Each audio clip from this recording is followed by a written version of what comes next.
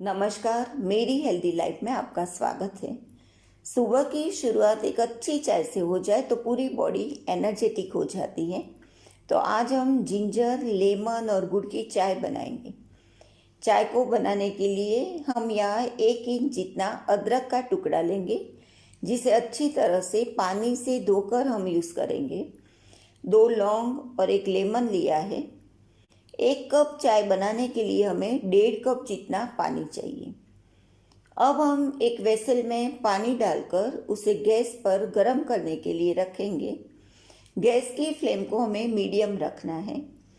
फिर अदरक और लौंग को कूटकर उस पानी में डालकर उसे करीबन 4 से 5 मिनट तक उबालेंगे। जैसे जैसे पानी गर्म होता जाएगा, पानी का कलर भी थोड़ा सा ब्राउन जैसा हो जाएगा और पानी फिर 1 कप जितना बचे तब हमें गैस को बंद करके उसे ग्लास या कप में स्ट्रेनर से छान लेना है। अब हम उसमें नींबू को निचोड़कर रस डालेंगे। आपके पास छोटा नींबू हो तो 1 नींबू पूरा लेना है, लेकिन नींबू बड़ी साइज का हो तो आधा नींबू लेंगे। फिर उसमें 1 स्पून गुड़ डालकर स्पून से अच्छी तरह से मिक्स करना है। गुड़ कम या ज़्यादा अपने टेस्ट के मुताबिक रहेगा। यहाँ मैंने ऑर्गेनिक गुड़ लिया हुआ है। गुड़ की जगह शहद भी इस चाय में डाल सकते हैं।